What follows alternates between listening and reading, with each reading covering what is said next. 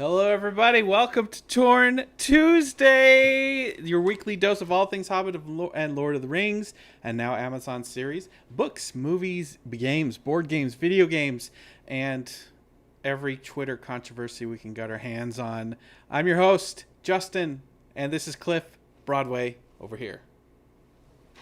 Hello, how you doing, everybody? This has been an exciting quarantine. I don't know about you guys, but I've had a lot of fun chatting with so many wonderful people. If you've been with us for the last couple weeks, we did a full watch along of Tolkien, starring Nicholas Holt and Lily Collins. And it's Cliff. That was just amazing. I learned so much, and I respect the movie even more after hearing the director Dome Korakaska tell us about his decisions. Yes, Mr. Korakowski. He was a wonderful, wonderful guest, as he has been in the past. And I don't know what it is about the OneRing.net. We manage somehow to get some of the greatest, coolest fans of Tolkien who want to come and join our little conversations. And um, you know, Dome Korakowski had to take all these interesting choices and some risks to create this dynamic and loving and beautiful memory box of Professor Tolkien's life, and just getting the chance to talk with him about some of the stuff, the experiences, and it was hands-on, very hands-on to be able to do that. We'll live watch-a-thon. So for any of you fans out there who are still looking for some amazing quarantine watching, because it's wonderful to be able to get out of the house as we have slowly been able to get back outdoors bit by bit in most of our states here in America and in other countries abroad. We're slowly making steps to, feel the sunshine on our faces again. But then again, you got to come back home, and and it's always safer at home, definitely. And Did any to be able to spend a couple of hours with Mr. Korakowski and his beautiful film, I recommend all you fans go and check it out if you haven't seen we've us do we've that. left it up Watch on along. YouTube, Facebook, and Periscope, so you can find it on all of our video And platforms to join in. And there's a counter right on screen, so you can see you can jump in at the beginning. it's a great graphic. Now, just because most of the world has, had to undergo strange cases of, shut down, reopening, and maybe we're here, maybe we're not there, what is consistent and has been consistent throughout all of this worldwide health crisis is that the fandom, the online fandom, has not lost an ounce of energy. The energy, not just in Tolkien fandom, but the energy over in DC Extended Universe fandom. Let's talk about the 800-pound gorilla in the room, shall we? Oh man, it Oh, we did man. a little tweet thread today, and Yeah, if well, for it's not mine. I want to tell everybody who's watching it's not mine, but it's a good thread. the It's a great thread. the surprising thing is that I posted a meme this weekend. Zack Snyder's Justice, The Hobbit, and a lot of people on Facebook and Instagram kind of missed the joke. So if you're not aware of what's been going on over the last year, I believe there was a huge thing at Comic Con last year. Um, uh, Zack Snyder was pulled off of Justice League, a movie that he had spent a whole franchise building from Man and Mhm. Steel to on, and uh, they gave the movie to Joss Whedon. They reshot 90% of the film, so the movie Justice League that you see in theaters is Joss Whedon's film, bar none, 90%. Yes. Zack Snyder's film supposedly was better, and there's been a fan campaign for years, and it's waded into a little bit toxicity, and there were hints of and pinches of other fan based stuff, and so, but there was a huge campaign. Let's see the Snyder cut. We want to see Zack Snyder's original vision for Yeah. Justice League. No, Release the Snyder Cut became a phenomenon online, and then the fans behind that campaign were doing things like renting airplanes to fly across the Warner Brothers lot on a clear day so they could see these signs that said release the Snyder Cut. And then they had banners and signs at the big conventions. And it was all over the place. And you couldn't avoid it. And you know what it reminded me of? Vote Bilbo. It reminded me of the craze that Lord of the Rings fans happened when there was an MTV Video Music Award, or MTV Movie Award, rather, for Bilbo as one of the nominees.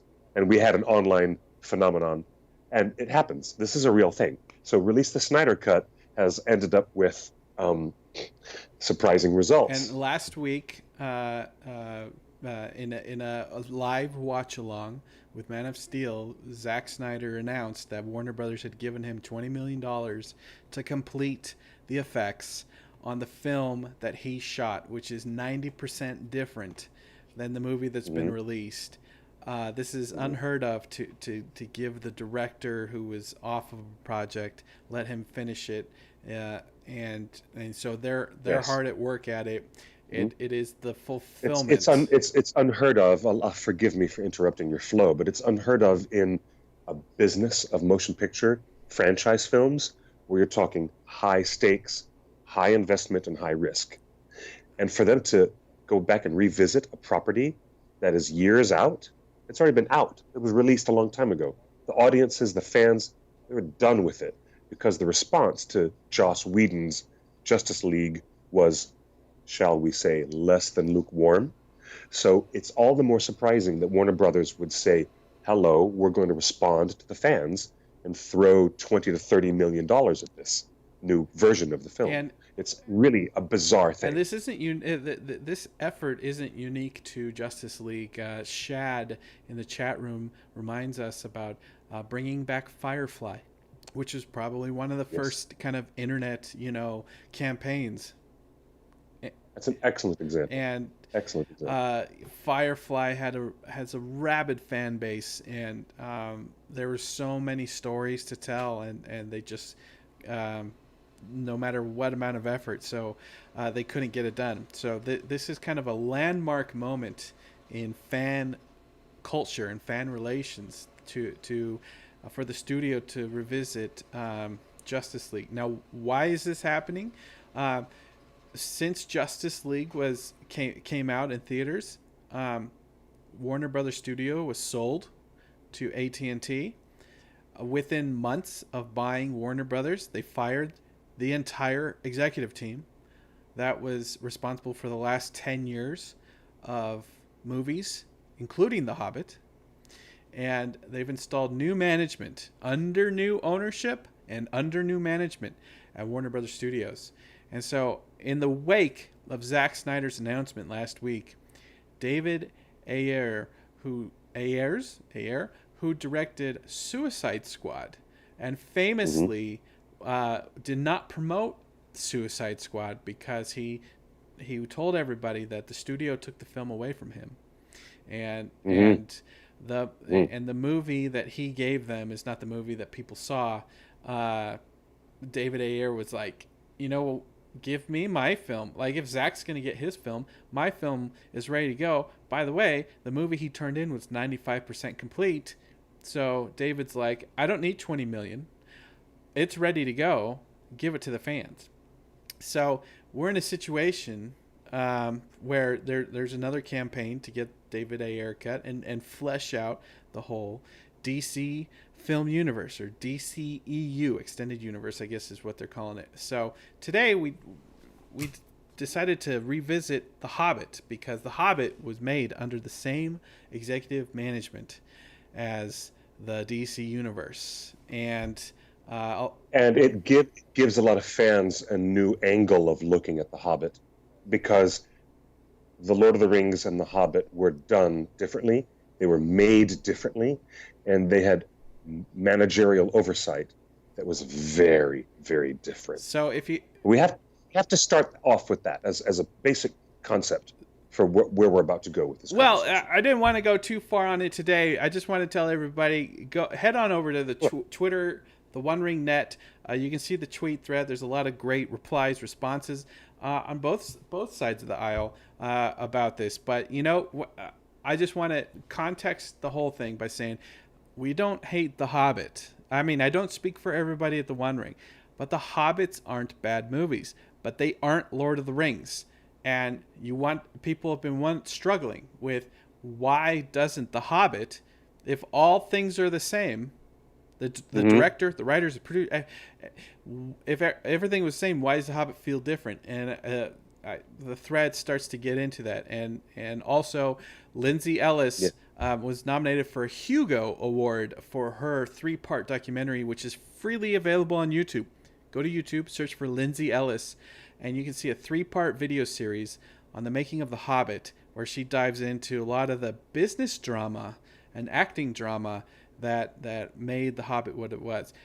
The Hobbit is a fun film. I enjoy it. Cliff, you would agree with me that even the extended editions resolve a lot of the issues that the theatrical had. Mm-hmm. It is a lot of fun for me to experience the Hobbit films because I'm intrigued by anybody trying to take an adaptation of Tolkien and trying to make it work. And what was most interesting about The Hobbit really was constantly comparing Peter's effort and the effort that we know that he put into Lord of the Rings, and then watching him put other story ideas and visual ideas into The Hobbit and trying to see what sticks. And it's like that old adage, if you're cooking your spaghetti, you're not sure if your spaghetti is done, you take a piece of pasta and you throw it at the wall. If you just throw it at the wall, great. If it sticks, that's fine. It sticks, then it's done. So The Hobbit was, for me, this is a terrible, terrible analogy, but it is reminiscent of seeing one of the most creative filmmakers on earth just throwing pasta at the wall. That's for me, that's what it's like. It's like watching that. And when it works great. Like, here's Christopher Lee, here's Sylvester McCoy, here's an interesting conversation between Gandalf and Thorin Oakenshield's father. All this really cool stuff. Billy Connolly. You'd always want to see it in a Hobbit movie, and there it is. I would have never expected someone like Billy Connolly. But then there's the drawbacks. Besides the good stuff like Billy Connolly as Dane Ironfoot, then you have to put up with the dwarf elf love triangle with Legolas standing there acting like a pissed off teenager. Right, and that was a studio note. Here's the thing with The Hobbit, and before we move, that was a studio note. Before we move on, is that I think some of the visual gags, like the Legolas turning into Super Mario and jumping up the blocks, I think would have worked better if Peter was allowed to make the comedy that he wrote and directed and shot.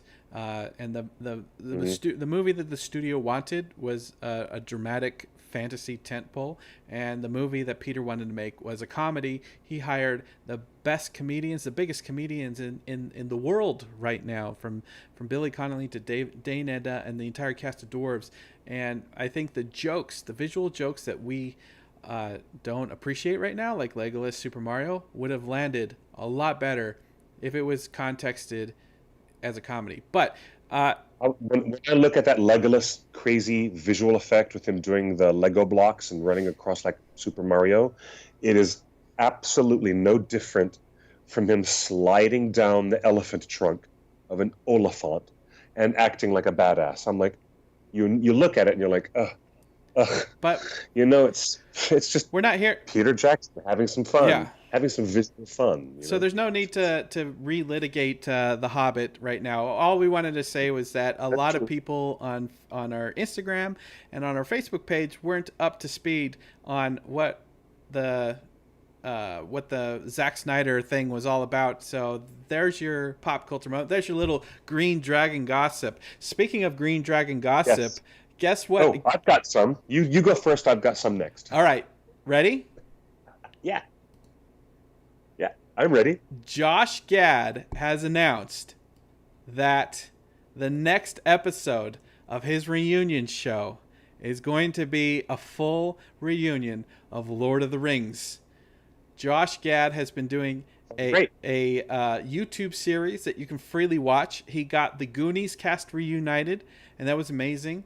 And then he got to the Back to the Future cast reunited, and that was amazing. And then today, Josh Gad announced that his next episode is going to be Lord of the Rings related. Now, That's why he put that graphic on his Twitter feed. But all I have to say is, the OneRing.net did it first.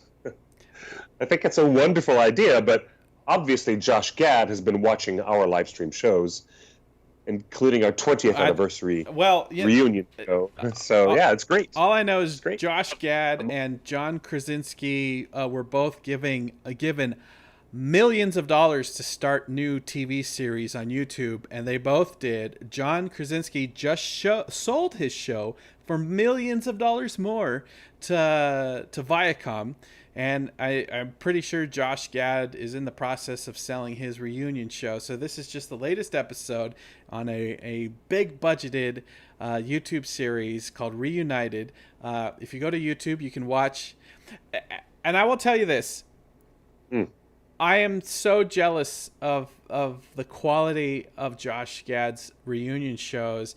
They are worth watching all the way through. Do not jump and skip. And they're 30 minutes long, but they're worth just staying with it. Press play and let it happen, because the people that keep joining the Zoom call will just blow your mind, and it's just so magical and wonderful, and I literally had a smile on my face watching both the Goonies reunion and then watching the Back to the Future reunion, and I guarantee you're going to have the biggest smile on your face watching a Lord of the Rings reunion.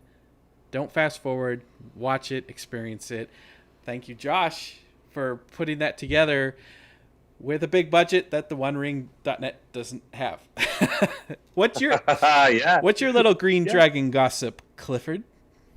The board game phenomenon has become something quite unique during a worldwide health crisis. With a lot of people around the world staying at home, you might see a lot of other businesses and industries suffer, like the rental car companies. But on the opposite hand, board game companies, dice makers, people who publish fantasy dice and are selling them online, well, you can see it. In the past couple of weeks, your timeline on Instagram has been polluted with, Arcana Vault and dice companies like that, like trying to sell you beautiful candy-colored dice. And then, because you're staying at home playing games with your family and your friends all the time, I took Chelsea's advice, my dear friend and sometimes co-host with us on the OneRing.net. Chelsea, as you know, is hardcore Disney fan. She's a big-time Disney fan, and she runs, what is it? Is it Sparkle Magic? She has this great social thread, and she runs all the live hunting and searching things at Disneyland parks. But she told me, since you're a board gamer and you like Disney, you should try Disney Villainous. And I want to play that. It's the best. I bought all of them. In fact, I've got more boxes here, but my tablet is sitting on top of them like a stack of books. But we've got the Disney Villainous board game, and I've got all the expansions, all of them, where you can play any villain that you want, and you play the villain in a brilliant game design, which is asymmetrical, and you don't ever touch the other person's pieces or their cards, and you don't even care. In fact, you can play this game remotely with all of your friends around the world on Skype. All you do is set your villain board in front of you and your own deck of cards, and you can play the evil queen of Snow White, who's trying to make poison apples and kill everybody with nasty poison apples, or you can kidnap 99 puppies. If you want to play Cruella de Vil, you win the game by stealing a bunch of puppies. It's really fun. Oh my really goodness. Fun. And if you play Scar, you have to kill Mufasa and a bunch of other people who are Succession characters, so that you can be the one to succeed Mufasa and rise to, be the villain who wins. And it's a super fun, brilliant game. and that's a really good thing. I was hoping at some point they might expand this wonderful license and maybe do it with Lord of the Rings villains. If there was a Lord of the Rings versions of Villainous, where you could play different Lord of the Rings villains, it would be the coolest board game. It would be so awesome. I'd love that. Well, It'd be so well, the cool. closest thing is going to be the new Gollum video game. If you guys have been following Yes. this, Gollum is getting his own video game. These are the And first screenshots of the Gollum video game.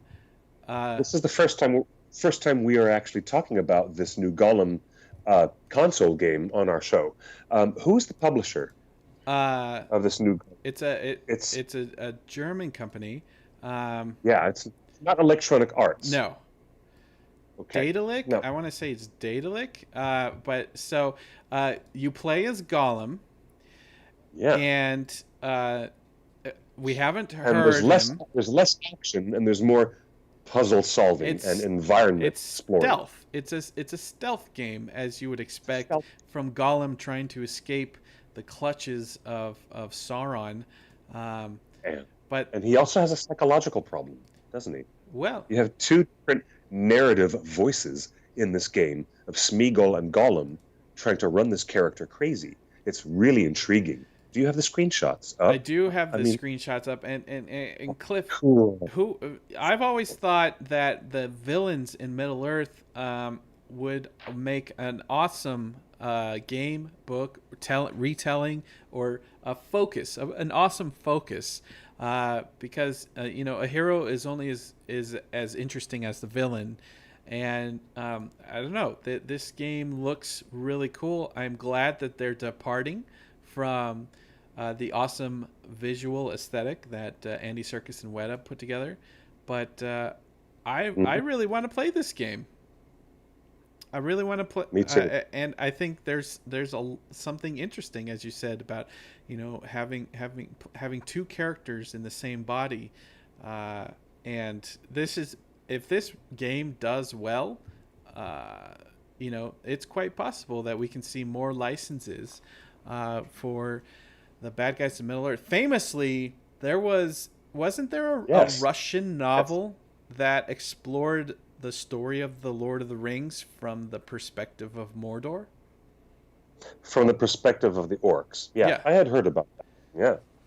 Yeah.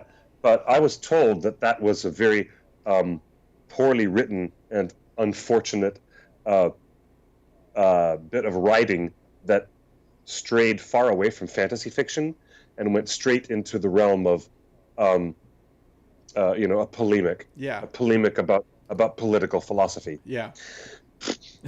Well, Well, what you gonna do? the That's interesting. What's most interesting is that in Tolkien's work, he manages to navigate away from that all the time, and there's so much opportunity for Tolkien to have gone into the way of the way that George R. Martin does, examining political editorial slant in his stories. But Tolkien is just like staying far away from that, and he allows applicability to be the key factor, so that a person who reads it back in 1954 would respond to it with a very different frame of reference in their minds, as opposed to us who read it well now going in 2020, let's yeah, in this year 2020. let's get out of the 1950s, and in the year of our Lord 2020, the game will be coming out for all the next gen systems. So PlayStation and Xbox Series X or what are we on, PS5 now? It is a next gen game. It should be out. We don't have a release date yet, and I'm sure Nope, no COVID release date. is affecting that release date. But it Now, will be next gen only, and I believe PC as well. looking forward to that. Uh, We don't have any news about Shadow of War or Shadow of Mordor having a third game added to that no, that series. license is on hold because Amazon, as part of its deal, Right. acquired control of all Lord of the Rings licenses. So That's why. Warner Brothers had licensed to EA the Shadow of Mordor and Shadow of War games, but when Amazon bought the rights, they bought everything. So Amazon has total control of the license of Lord of the Rings, which means we can get new games if they deem it, and we can get Shire potatoes at Whole Foods, which Amazon owns. So there's a lot of interesting things. People in the chat room saying, "What is the latest news on Amazon's Lord of the Rings show?" And that's what it says in the title. I guess we should talk about that. First off, I want to say New Zealand is open for business. New Zealand has reduced its quarantine measures. It's officially suppressed the curve. They're inviting people to get back to work, and Avatar is back into production now. People are flying in back to New Zealand under a special waiver granted to Weta Workshop and film production companies. Amazon is putting Lord of the Rings on hold for now. The latest we've heard, of course, things could change daily, but the latest we've heard is that Amazon has paused production until October. The original intent, the original plan was they were they were in the middle of shooting the pilot, a test pilot, something that may never make it to our eyeballs or to television, which is the right way of producing a film. You do a test pilot, you make sure the test is working, make some adjustments, and then you go finish the real pilot. Okay, they were in the middle of that test pilot. I believe they hadn't even shot half of it. So less than half of the test pilot was shot when quarantine happened. And now that we're at the end of May and quarantine has just been lifted, Amazon has decided, you know what? Pause. We're just going to rethink this. They're not saying that. We're just going to pause production. We're not going to resume it immediately. The writers are writing season 2. The expectation is they are also rewriting season 1 based. Yes, the anticipation is that they are rewriting and reworking everything from season 1 at the same time as season 2. And this tells everyone another reminder about how the young Aragorn concept was in place and then it changed. Because when we reported on it at the time, it was really happening. That was the plan.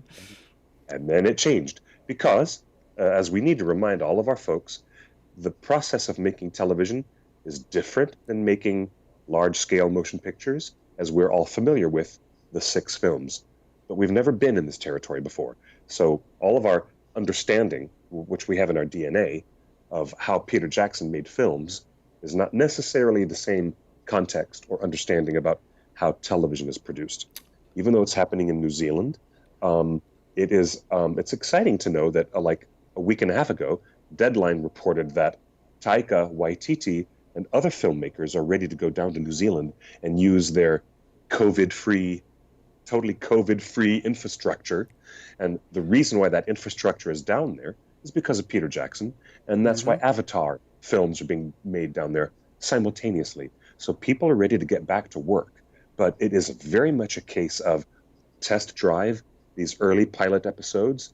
And you know what? We should also anticipate that a lot of other things might change. If they don't like this second age concept, it might change yet again and become something else as it evolves. I doubt that. Cliff, we got a question from the chat room. Will they reconsider getting both Alan Lee and John Howe back in production? Possibly. They might possibly reconsider, but John Howe and Alan Lee not being part of it at all, imagine how difficult that would be to walk up and try to sweet talk them now at this stage of the game to try to get them to come into it. But when I say that the whole stage of the second age might alter a little bit, consider you've got thousands and thousands of years of storytelling. They might move the second age main narrative from early part of the second age to much later part. We don't know yet. We really don't know yet. So getting John Howe and Alan Lee back would be the biggest feather in their hat. And if they could only get that. I do want to clarify something because this has been, we reported this months ago. We've heard whispers and rumors. John Howe is not involved in the production. John Howe was never involved in the production. And from what we understand, is that the only reason you saw John Howe in that announcement trailer was he was hired to draw a map. That's it. Not design anything, not work with the filmmakers, not anything else. As far as we've heard, John Howe was only engaged to make that map. And that video that Amazon released implied a lot more than that without saying anything. And we were left to connect the dots as fans, and let's not connect those dots. We have not heard John Howe is involved in the actual production of the TV show, which is being produced by Amazon, the richest company in the world, led by the richest man in the history of the world, with the biggest budget in the history of television. Pay them whatever they want. Amazon. Exactly. Whatever John Howe wants, pay him and get him on set. Cliff. Yes. I'm actually agreeing that it makes no sense that they wouldn't come on board. And I mean, if they did come on board, I would hope that they were as fully utilized by all the heads of the different departments as they possibly could. You know, the concept of siloing, this is when different creative departments separate from one another. And they work, not allowed to talk to each other. No collaboration. They work distinctly separate. Yes, and that siloing is not something that would help. What? In fact, that would be something that would be very problematic. And in the film versions in Middle-earth, Peter Jackson did succeed in cross-pollinating so many different creative talents. And if John Howe and Alan Lee were there, I would hope that they would be able to be utilized across the board. It's the same thing with Tom Shippey. They put Tom Shippey in the video. Everyone thought Tom Shippey was on board, and it we heard whispers on the wind. We were first to report those whispers that Tom Shippey wasn't involved. People would not believe. And then it was proven 2 months later, through a secondary source, the Tolkien professor, who's just a wonderful man. If you follow him on Twitch, he's just great, and Twitter. So it is a complicated thing, and I hope Amazon. Cliff and I have spent this entire quarantine putting together some amazing panels with people that worked on Lord of the Rings and The Hobbit, and both to be wonderful with the fans. And I hope Amazon is watching very closely and listening to every word spoken on what went right on the production of Lord of the Rings and The Hobbit. Please, absolutely pay attention. In the absence, absolutely. This is an existing, living litmus test for them. I mean, it would be insane to not look at the past production success and not take some careful analysis of what made that success happen the way it did. And the more careful your analysis, the more you will discover that the absence of siloing, the freedom and mercurial flow of creative efforts across departments, and the inclusion and the enfranchisement of an active fan community that can tell you what they want to see way before you even make a decision on what you want. Let's be honest. A lot of times, fans don't know what they want until they see it. Are you telling me that? Are you telling me after 6 Middle-earth films, we don't know what we want as fans? I can tell you what fidelity to Tolkien. You want fidelity to Tolkien, but I can tell you what I did not know that I needed. Baby Yoda. And we got Baby Yoda, and it was the greatest thing since sliced bread. So I don't know what I want. That's fair. That's fair. That's fair. But I didn't know that I was going to get Christopher Lee falling on a spiky wheel. Right. You know, I didn't know how much I needed, even though it's a gross digression from the original books. And I still didn't know. It's great. and let's be honest. Let's be honest. The fan reaction to the leaked set photos of Arwen fighting at Helm's Deep God, helped the filmmakers make decisions different. fix that before it. So back to our conversation about Justice League and Zack Snyder and the Snyder Cut and the David Ayer cut and Suicide Squad. Okay. Trust your filmmakers. Trust your fans. Listen, pay attention. We sometimes know what we're talking about, and sometimes it's justified what we are saying. Now, Cliff, in the absence of any information, of any confirmation, Amazon has yet to comment on Tom Shippey's status. Amazon has yet to comment on John Howe's status. Amazon has yet to comment on anything. In the absence of information, we have enterprising young blogs that are posting whatever they can get their hands on. And we go now to Redanian Intelligence, who is a Witcher fan site. Witcher, like the Netflix show starring Henry Cavill, who was in Justice League as Superman. You see how all of this is connected, right? Redanian Intelligence reported that Amazon's Lord of the Rings adds more actors and more roles revealed. They said they added Anson Boone, a young actor. His role remains unspecified, but he does have a very ethereal look. Very elvish look, in my opinion. You put some ears on him. He was recently seen in The Alienist with our pal Luke Evans, who was Bard the Bowman. And The Alienist is a great show. I think you can catch up with it on TNT streaming. So rumor has it that he has joined the show. But they got it way wrong on some of these. They announced that Ben Franshin, who was a stunty on Lord of the Rings and The Hobbit, and Megan Richards and a few other people had joined the show. We have confirmed with people in the production that the rest of this article is bunk. They would not confirm that Anson Boone was right or wrong, but they did say the rest of the article was bunk. Okay. The channel is getting flooded with information. But the other thing that was mentioned in this article were a couple character names. The character names, I'm looking for it. What character names? You mean brand new fake names like yes. Kyra?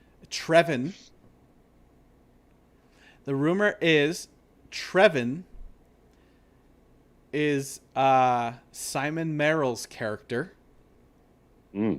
And Megan Richards' character is playing May. The name, M-A-Y. Trevin and May. Trevyn. Trevin and May. So the question to you is, Cliff, we looked at Simon Merrill's Instagram.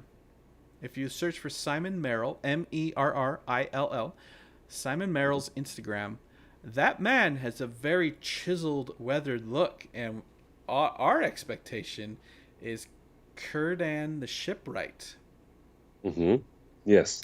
Does Círdan the Shipwright have a big role to play in the Second Age? Yes, he does. Is he a bit player? Is he a part-time player? No. Or is he a main character in the storyline? Círdan was a main player in several storylines, and he is the first of the ring bearers of the 3 elven rings. Hey, wait, hold on. He is the first of the ring bearers of the 3. One that we know Galadriel has, the Ring of Adamant, which is Nenya.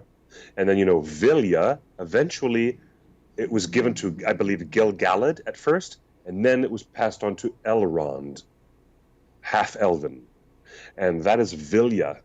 And then after that, of course, is Narya, and Narya is the one that Gandalf has, but not really. It was Círdan, the shipwright, who has Narya, the Ring of Fire, and he has it for quite a while. And when Gandalf arrives, thousands of years later, after the Second Age is over, Círdan gives the ring immediately to this great Maiar spirit and says, "Buddy, you're going to need this more than me." Wow. So, is it is it possible that in based on the books of J.R.R. Tolkien that the first ring of the 19 to be distributed is to Círdan the shipwright? It depends upon how it's played out. If it's played out properly, I would imagine that Celebrimbor would be standing in the room and give all three rings immediately to all three, to Gil-galad, and to Galadriel, and to Círdan. And of course, Círdan was intimately involved in the settlements on the shoreline that would become the Grey Havens. And so we're going to learn, if we learn about Círdan, we will learn about the foundation of the Grey Havens. We will learn about the interest in the elves building all of their boats. And then who arrives on the shore suddenly? Men of Numenor. And they arrive in their boats. So yeah, it's going to be really cool. With that, the whole Círdan stuff is going to be great stuff. If the beginning of Amazon's show starts with the guy that built the Grey Havens, and the end of Peter Jackson's movie series ends with the Grey Havens. I see where you're going. I see where you're going with this. Okay. What a perfect bookend. Okay, you just thought of something. He could be a bookend character. So, but Redanian Intelligence was saying that he's playing a part-time. He's not the focus of the show, and I have to say, based on what you just said, he looks like he's an actor that was in HBO's Rome. He has played some very meaty roles in period dramas. He is the right person to be Círdan, and if he is the first person to receive the first of the 19 rings that this series is allegedly to be about, the distribution of the 19 rings and Sauron's grab of power, leading, and the 5-season series ends with the war that Galadriel speaks to in the prologue of Fellowship of the Ring. That is more than just a bit player. So much more than a bit player. Much more. But back to Redanian Intelligence, they were the ones that found those audition tapes for Lord of the Rings. They are. I'm sick of the fake character names. I have to be honest. So this idea of these code names are so silly. Trevin, Trevyn, Trevin. What? It sounds like a James Bond villain, played by Boromir. But so Redanian Intelligence, they are a good. They've been doing their digging, but they're not accurate. Hey, we're getting a call from a fan. Let's see who it is. Let's go to the Skype. Come on, in our live chat. Hello. Are you there? Hello. Hello there. I don't hear anything from Arn.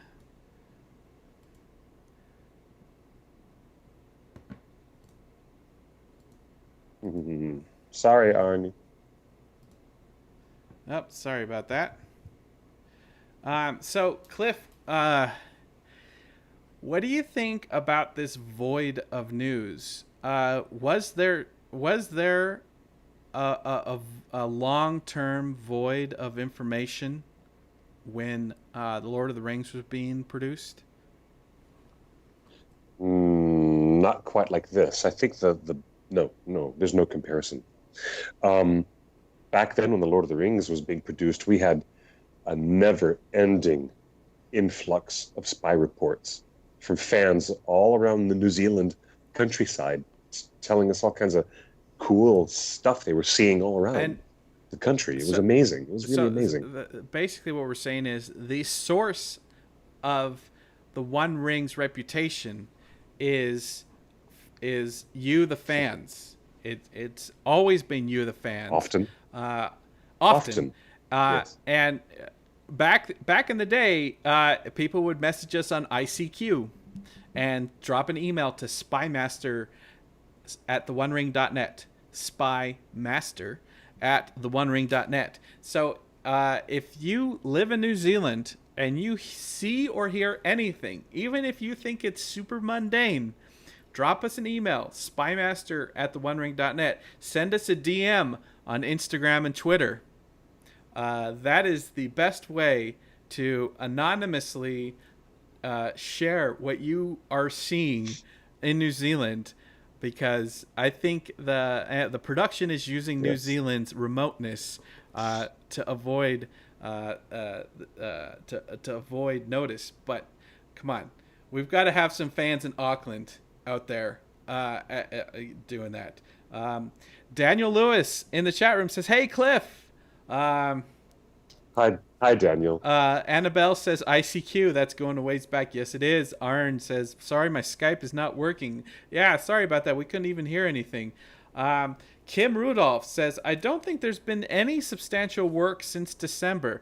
I will correct that. There was production happening in January and February. Going into quarantine, they were really shooting. And people were posting photos on Instagram, and the writers were writing. And in fact, when we got a little hot under the collar about the status of the writers' room, a lot of writers that were in their writers' room got on Twitter and said, "Hey, we're still working." So it's not all doom and gloom. Indeed. Joel says there wasn't a pandemic in the middle of production on Lord of the Rings. That's a big hit on Amazon, no fault of their own. Absolutely correct. Amazon, like all of us, are just rolling with this. And if it makes sense, hey, we're getting another call. Let's see who's calling now. Oh, hello. I think that's working. Hey. Here's our friend Kieran Owen, all the way from lovely Wales. How are you, Mr. Wales? Thank you. Oh, how are you? What time is it there? It is currently. One second. Check. It's 1:50 in the morning. Thank you for staying up so late. I know you probably have work tomorrow or school or wait, no, none of us do. Nope. None of us do. Yeah, dude. It's nice to see you, Kieran. Thank you for staying up till closing time. This is closing time, and as they say, you don't have to go home, but you can't stay here. That's the one thing they say when they close the American bars. 2 a.m. That's when they close the bars. Oh, I mean, it's a lot different down here. Bars and stuff. Yes, sir. So what's your excitement level for Amazon's Lord of the Rings? I'm actually quite excited for it. I've heard a lot of rumors of what's going around and the people that could be starring in it, and how it's coming, how the production has started. But I'm kind of good. But I'm kind of stop it because of this pandemic. I feel like they would stop it. Were they slowing it down anyway because they had to do the, like what you would say in the pilot, so they had to do the practice pilot thing first before actually shooting the first episode for the series. Am I right in saying that? Yeah, perfect. Yeah, and I was like, so I am very hype. I am kind of very hyper for it because I don't know if they've confirmed all the cast and everything yet, or if there's going to be cast members that come in if they do a season 2. Do you reckon they could do a season 2? Jeff Bezos is committed to 5 seasons of Lord of the Rings. True. So they probably will make more seasons and then add new characters through. I don't think the full cast has been announced, and I think there's going to be 1 or 2 huge superstars that join the cast. Is there anyone that comes to mind that you think, all right, if they're going to get an A-lister, this person needs to be involved? I've got 2. One's fairly obvious, would be Ian McKellen. I'd love Ian McKellen to be in it. I'm still gutted. I think he's really gutted that he didn't get asked to do it, because I read somewhere that he said that they asked if he was going to be in the series, and he said no one had asked him. So I was kind of gutted, because I felt like he was like a key factor in it. But I don't know. I was looking at someone like, I don't know. You might criticize it, but like either Nicolas Cage or Hugh Jackman to play quite a high part. I don't know why, but I just reckon that they do really good at it. Like, they need that kind of, like, depending on what kind of like part they get. I reckon that those 2 would, in particular, would be pretty good for the Amazon thing. Well, Kieran, it is not entirely outside the realm of possibility, because Nick Cage was one of the early actors considered to play Aragorn in the first trilogy. Yeah, I remember reading that, and I reckon he would do good, but like, I don't know, it depends like what kind of like time are they going for, like, you know, like, because you got the first age, you got the middle age, second age, you know, like if you're focusing on time, you got to think of like the kind of parts they're going to be. Like, is it going to be original characters or kind of, you know, like different characters? Like, because I still reckon that, but the Galadriel should have been in it, to be honest. Well, she is. Galadriel, they say that Galadriel was there. Galadriel's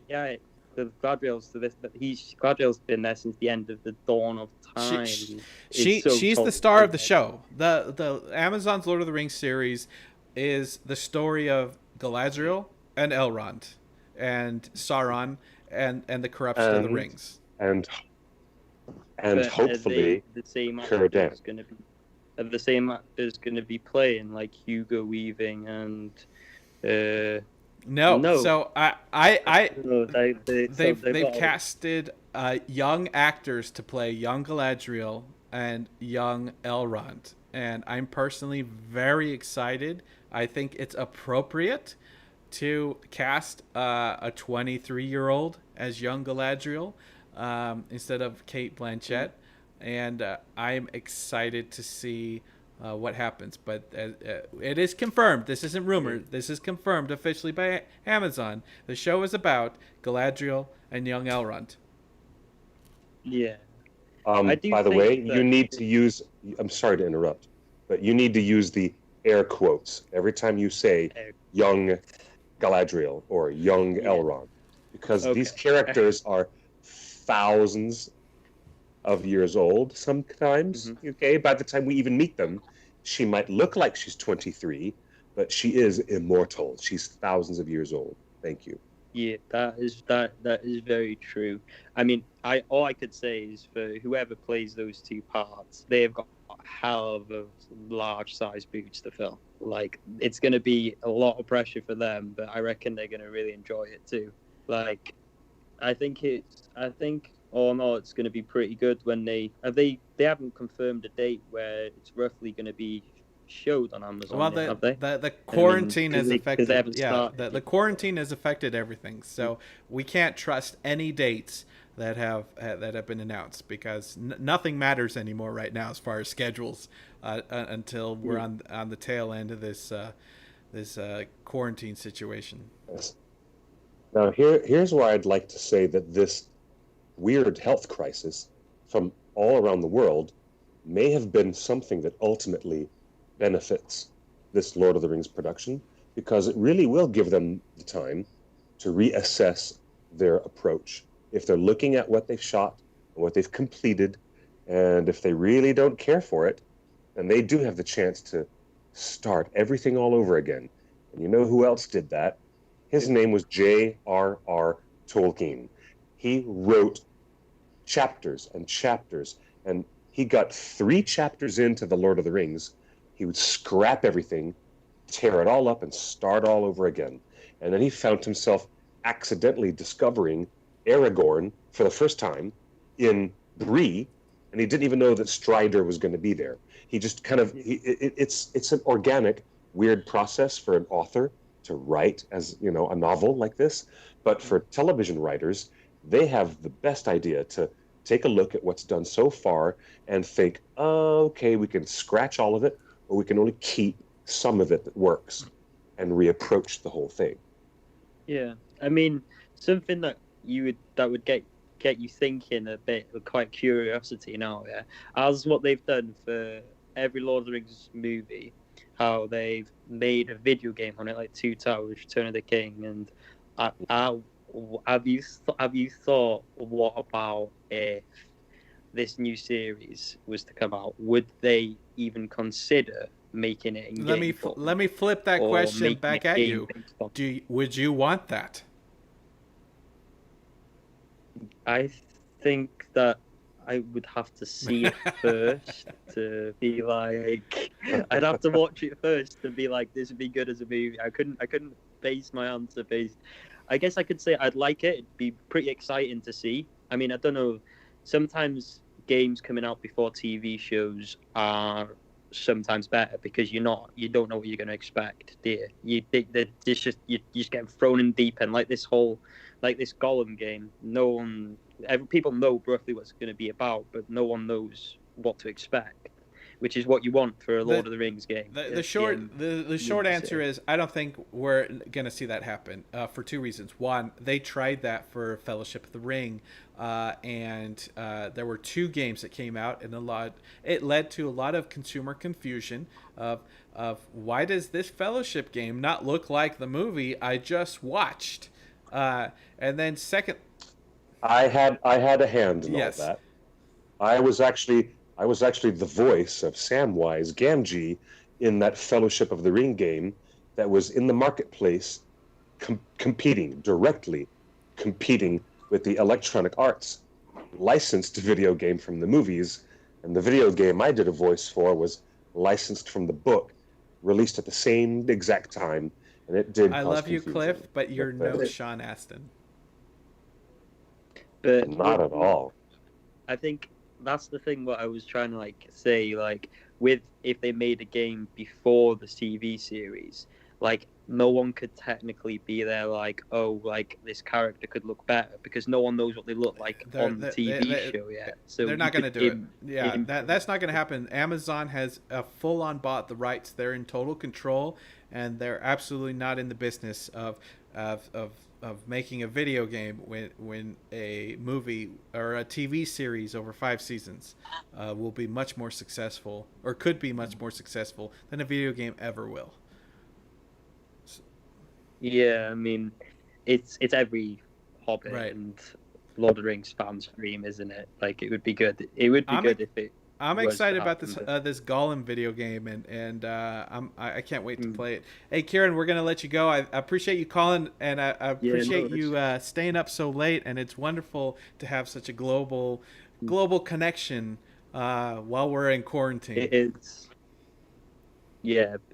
amazing. Thank you for having me on the show. We'll talk. And hope to see we'll you talk guys to you soon. soon. Thanks.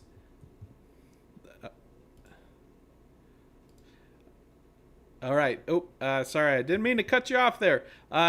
Cliff, as we wrap up the show, I was just going to say last week's conversation with the author of the music of Lord of the Rings was amazing. And Doug Adams and Jim Ware, give them a follow, please, because, they basically told us that the music for The Hobbit is done. It's ready to go. It's written. It's got more themes and more connections than their first book for Lord of the Rings did. Over 100 unique themes. And the publisher won't do it. They don't think there's a market for it. So I need you guys. I need you guys to jump on Twitter, follow Doug Adams Music and Jim J. Ware. Go to our archives on our Facebook videos tab, YouTube and or our YouTube page, and find them, follow them, and tweet your love. Hashtag Music of the Hobbit. We want this book. We need this book. We need it, precious. It's ours. It's done. It's ready for publication. They don't need to write anymore. I can't believe that there is some sort of business. So this takes the conversation full circle back to the business people in charge at Warner Brothers for the Snyder Cut and everything. It's just there's just, I don't know why the business people get in the way of the creatives, and we the fans lose it. But I did want to point out before we go, this trended on Reddit and got a lot of people talking and a lot of people emotional. But during Boromir's death scene, you hear a choir in the soundtrack. The choir is singing in Elvish. The English translation of the lyrics that the choir is singing are pulled straight from Faramir in the book. And a lot of people have felt that Peter Jackson did Faramir dirty in the books, but the message and the themes that Tolkien used Faramir for were still communicated through the medium of film by using a lot of those notes and quotes in the music.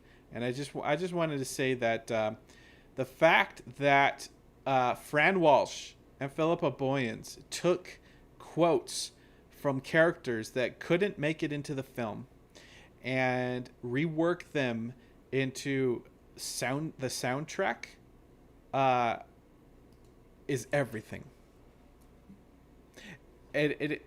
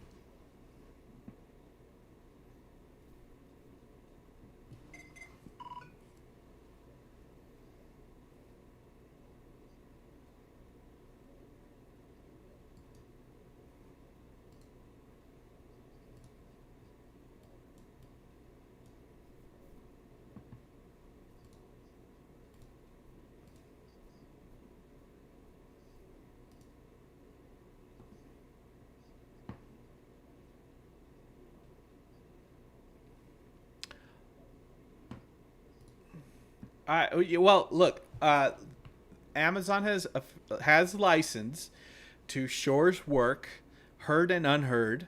They have rights to the themes if they so use it, but I do think there's room for other composers and singers. And as we have found out during quarantine, Enya has an entire album of Elvish hymns recorded and done, ready to go. And if Amazon were to bring in anyone, if they can't get Howard Shore, start with Enya. She understands Tolkien. She understands the elves. She understands everything. And Enya is the perfect vehicle, conduit, creative professional that won't do interviews, but she'll do the best work. And this is the type of care that we want to see with Amazon's show. This is the type of you're good.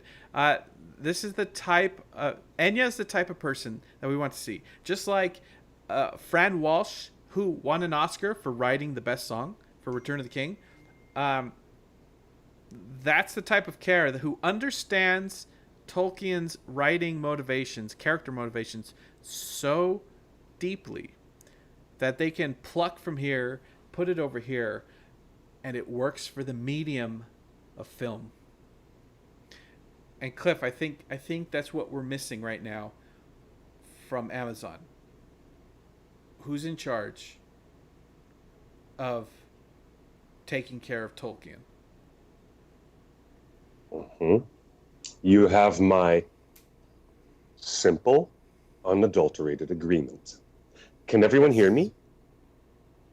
Yeah, because everyone here in the chat says we got you.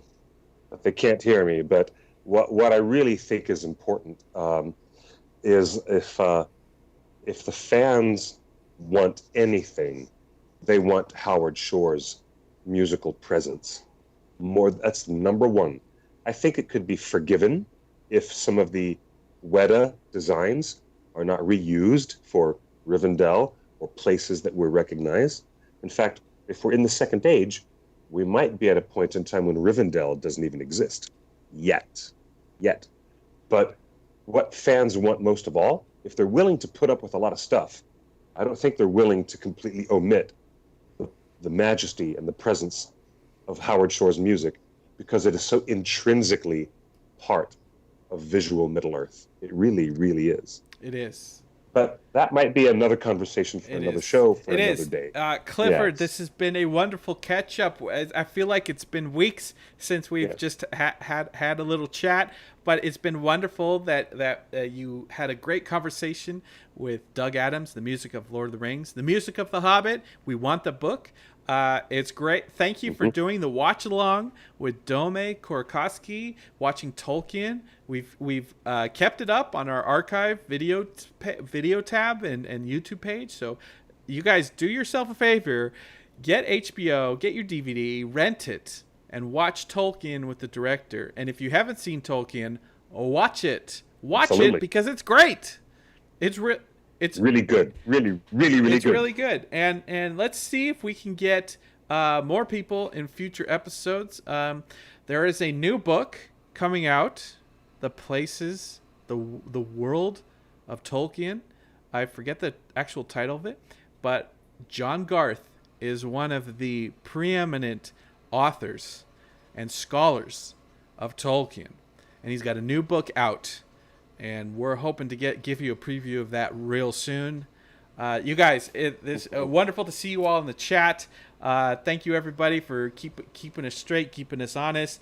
I appreciate all your support as we try to make all the connections between New Line Cinema, Warner Brothers, and Amazon, and, of course, the publishing of the music of The Hobbit, and of course John Garth's new book. There's so much going on in the Gollum video game that is not based on the movies. There's so much going on. So thank you, Cliff. Let's take this out. You know what? It is an exciting time because even though you thought that the whole world was put on hold for several months, everything is still going full steam ahead. New TV series from Amazon, and we will continue to look forward to our magic mirror. Haha, little reference here. We're going to continue to look in our magic mirror to see what we can find, what's going on, and report all the news that is fit to print. And a few other wild fan speculations. We're going to keep bringing it to you right here at theonering.net. Come to us every Tuesday at 5 p.m. for our live stream show. That's Pacific time, 8 o'clock p.m. Eastern, and if you're in United Kingdom, sorry, it's 1 a.m. when we start our show. But we love you guys and you lovely ladies, everybody out there in the world of fandom. Thank you, one and all, for joining us. Stay safe and keep yourselves healthy. We love having you with us in our growing Ringer community at theonering.net. Until next week, buenas noches y buena suerte.